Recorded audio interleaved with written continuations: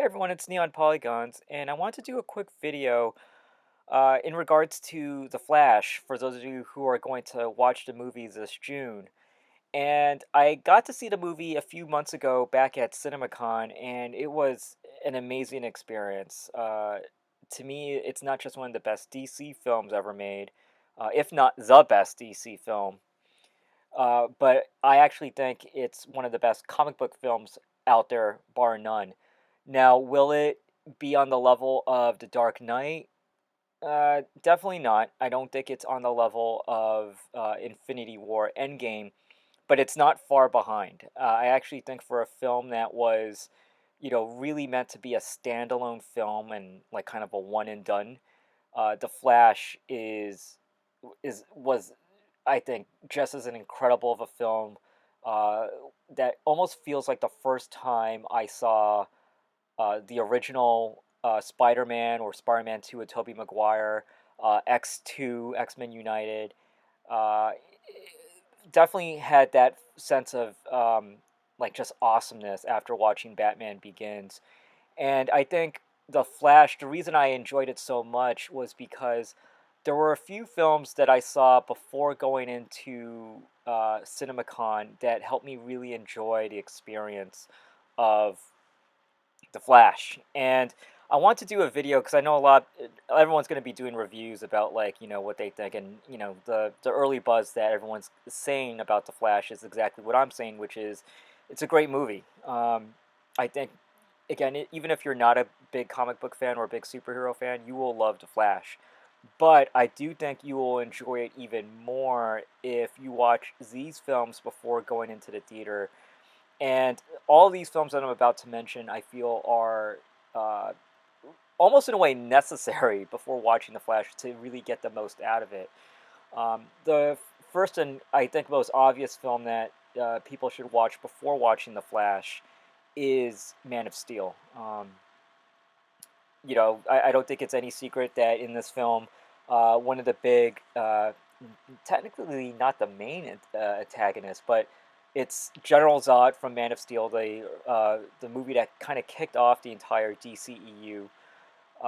And so to kind of understand essentially where to kind of best describe it, where was Flash during the time of General Zod's appearance in the first Superman? It kind of, this film kind of goes into that, and it does kind of help to, watch that film just so you get an understanding of really not the Flash, but more so the context in the world of DC by the time this film happens. This film, in essence, is kind of considered like the closure of the DCEU. It's not a reboot, or it wasn't meant to kind of kick the reboot as a lot of people think it is, but it was meant to kind of be, in a sense, the closure of Zack Snyder's universe. It's on a much more brightful, I guess, filmmaking experience than Man of Steel and Batman versus Superman.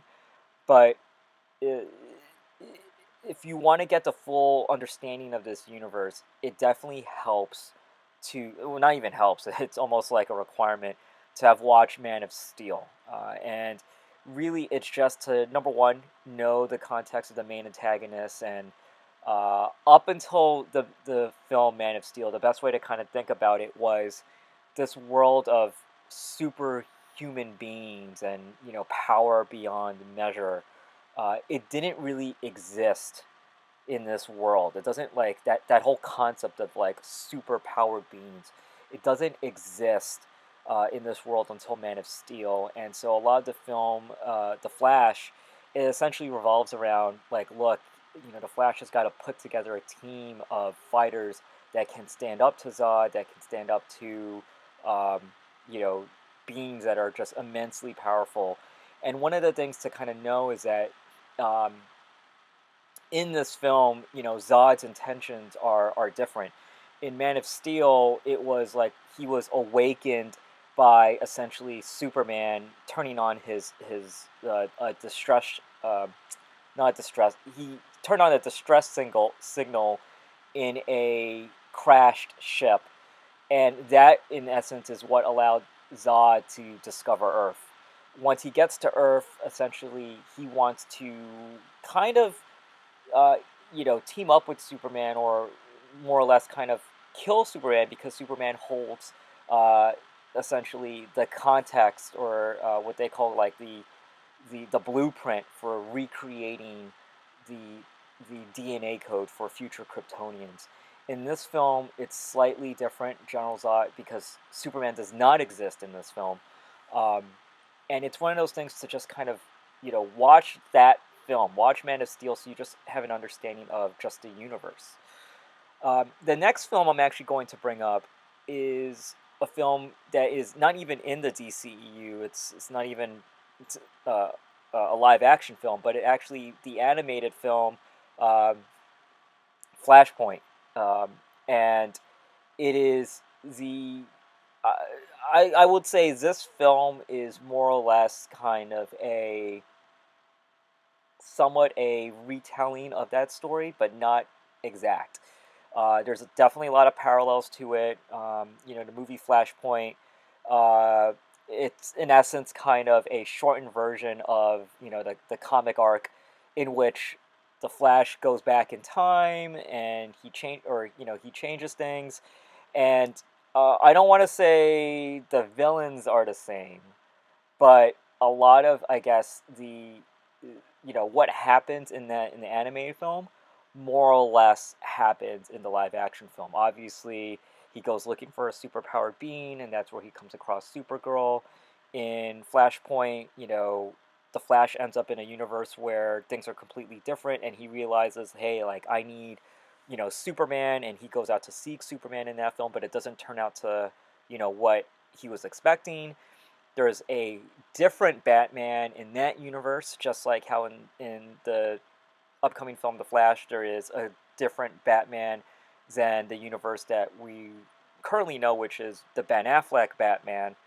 Um, and there is a unique tie-in as to why this Batman exists in The Flash, just as much as why the Batman of the animated film Flashpoint exists, why there's two different Batman. And it's a really, I would say watch that film, because it does a really good job of trying to give you a good context of how a universe could so drastically change, and yet still have a cohesive narrative that essentially everything like fits together. Um, the next film that I'm going to mention is actually technically not considered canon to the DCEU, but I highly, highly recommend, if there's any film that I would say watch this before The Flash, absolutely watch Zack Snyder's Justice League. Not the original theatrical release of Justice League that was released by directed by Joss Whedon, but the original cut that was put out by Zack Snyder on HBO Max um, back in 2021. It is almost quintessential to watch that film before watching The Flash. Why? Okay, the reason being is in Zack Snyder's Justice League, they explain essentially how the Flash, when he runs to a certain point, he essentially things happen and he alters time unintentionally. In the original theatrical release, that was never mentioned. The Flash is just basically a guy who can just run fast. And in the context of Zack Snyder's Justice League, it actually plays a major plot point, and in fact drives a lot of the story to the point where, yes, if the Flash runs too fast, certain things he has the ability to alter time. Now, yes, that's part of the reason to watch Zack Snyder's Justice League, is just to kind of understand that concept, because it leads into this film more or less in terms of where where you know basically like how all of a sudden the Flash has this unmentioned ability all of a sudden to change time, and because he runs fast. Because again, if you don't watch Zack Snyder's Justice League, which in essence was not is technically not considered canon, but in a way it kind of is now after watching The Flash.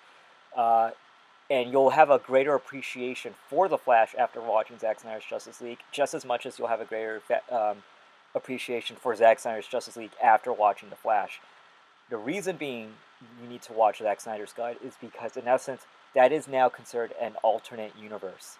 And I'm not going to blow any spoilers, but in The Flash, there is some key points that lead into understanding these alternative universes beyond just like the time traveling aspect. It's understanding that um, there exist possibilities is all I'm gonna say. I'm not gonna blow spoilers, but I'll give you the cliff notes of Zack Snyder's Justice League in essence, which was not in the original Josh Whedon theatrical cut, but basically in that film, different motives, different narrative. There is a overarching bigger villain in Darkseid. There is a um, epilogue scene where, in essence, uh, they need the Flash to travel in time to essentially reset that whole universe from ever happening. Because Darkseid in that universe has won. He's basically turned Superman into a villain, and it's on Batman to essentially lead that, leftover heroes and villains to reset the universe, reset the timeline, and they need the Flash to make it happen, right? So, um, unfortunately, Zack Snyder's Justice League it ends there. That's technically theoretically the end of that storyline and narrative. Now, the Flash technically is a closure for the DCEU, but consider and to visually understand this, Zack Snyder's Justice League is kind of like a branch that just happens, a branch that's separate from Josh Whedon's Justice League film, which, again, if you watch it, they're basically two different stories now. But obviously, the Zack Snyder Justice League cut is the far superior version. Um, but they're two different um, branches that all both in a way lead to The Flash. Now, technically, from canon, The Flash is a sequel to the film um, Josh Whedon's Justice League, but Zack Snyder's Justice League fills in, or I won't even say fills in, but really dictates most of the narrative and the context for leading into The Flash. Number one. Number two, it in essence kind of supplements and I would say amplifies a lot of the concepts that you're going to watch in one particular scene in The Flash. I'm not going to kind of blow it, but what I will say is you will see things that were different timelines that could have existed, different characters that could have existed.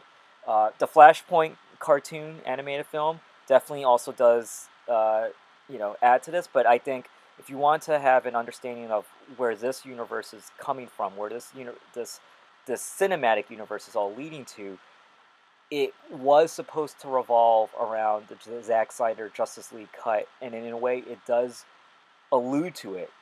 It doesn't officially, you know, connect the dots to it, but it does allude to a lot of the storyline that this was going towards.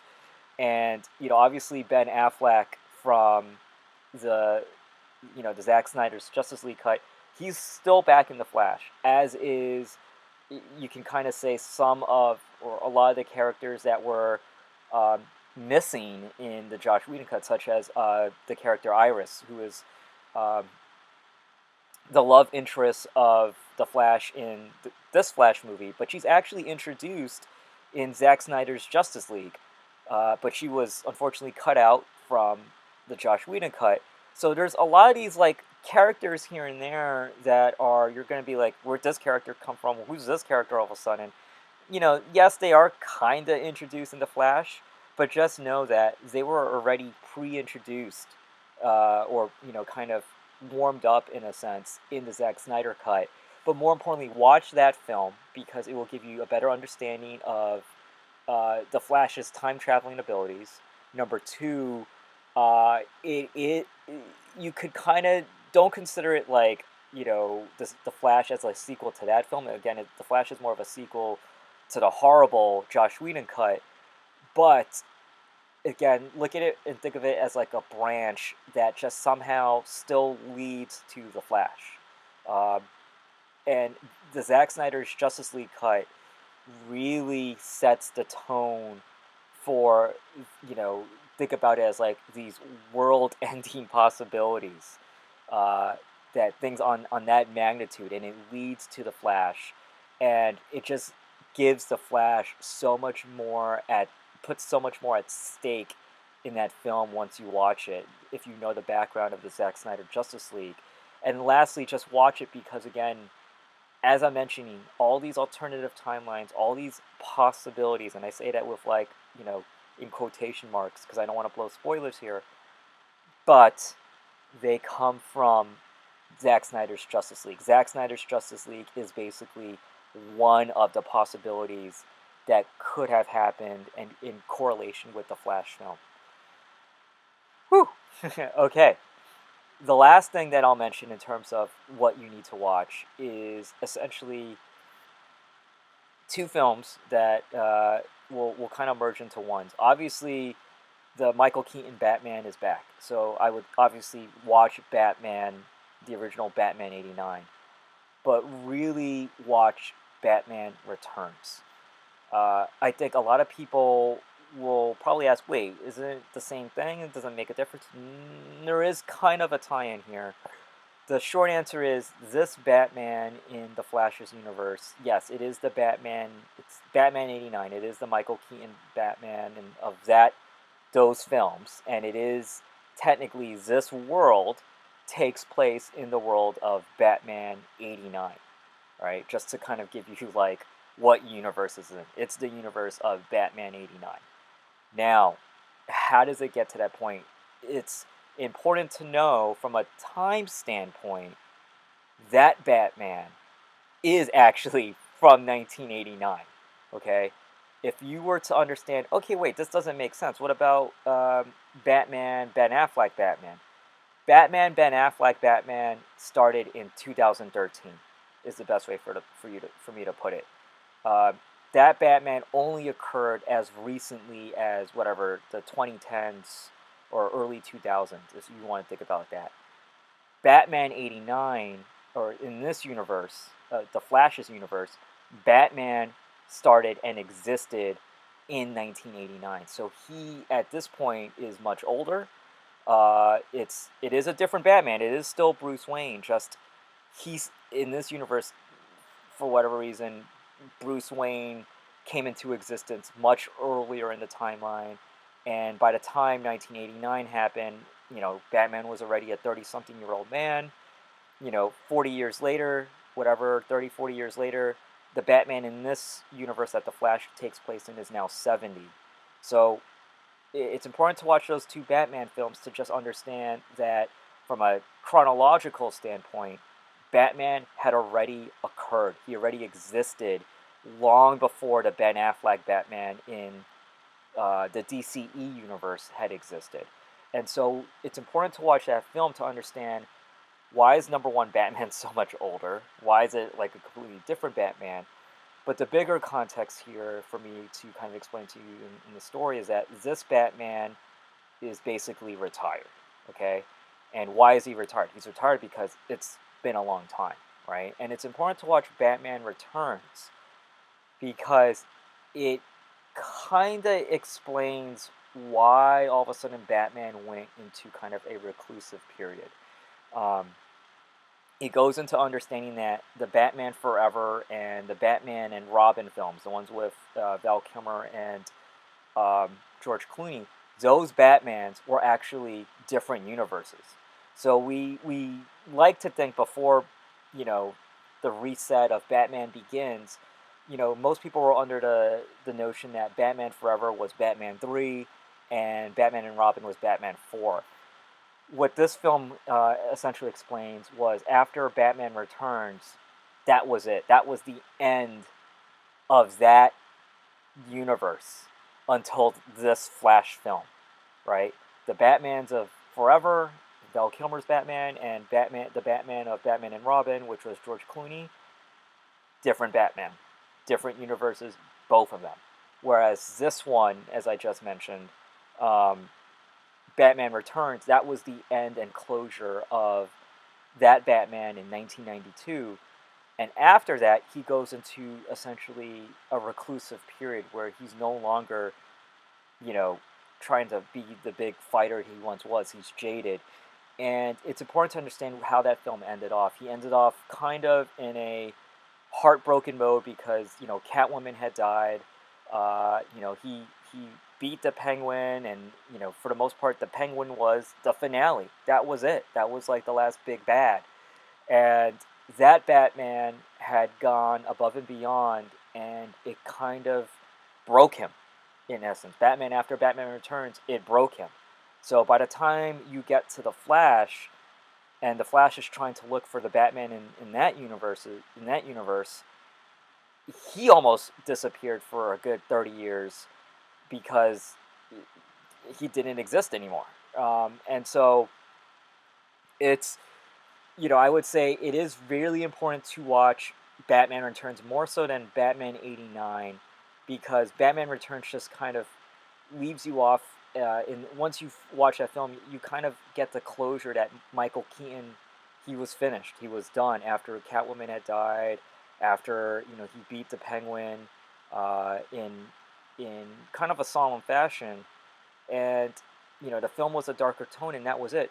But the last reason to watch that film was because there is one more Easter egg in this film, in The Flash, that alludes to that universe of Batman 89 to 92. And that, in essence, is essentially the tie-in to Superman. Now, the Christopher Reeve Superman, does not exist in the same universe as Michael Keaton. However, there was a Superman that we were supposed to see that was connected to that Batman 89, Batman Returns universe, but we never did. And it's important to watch that because when you see this Easter egg, you will understand how and where the hell did this Batman, where did he come from all along? He was essentially the tie-in of a Batman of the Tim Burton Batman universe of Batman 89, Batman 92 with Michael Keaton and Catwoman and Joker and Penguin. This Superman comes into play from that universe but was never shown. So, with that said, everyone, enjoy The Flash. This is going to be a great film, but as I mentioned, watch those films that I discussed. Man of Steel, to watch it for understanding the universe context. Flashpoint, to kind of get a good gist overall of like what this film is going to be about. The Zack Snyder's Justice League, to understand the greater context of this universe and understand the repercussions of the Flash's actions and understanding where this unique power all of a sudden comes from. And it gives you a better, deeper dive into the Flash character, even, and a better appreciation for him before you even watch this film. And lastly, Batman Returns, more so to understand Batman's absence, but more importantly to understand why all of a sudden it's a different Batman. And lastly, what happened to Superman in this universe. This, not Supergirl. Obviously, everyone knows Supergirl's in this film, but where's the Superman of that universe? Anyways, I know it's a long video. This film is amazing. I'm going to watch it again, maybe multiple times. I really love the film that much. But hope you guys can watch it. Let me know your thoughts below, and thanks again for watching.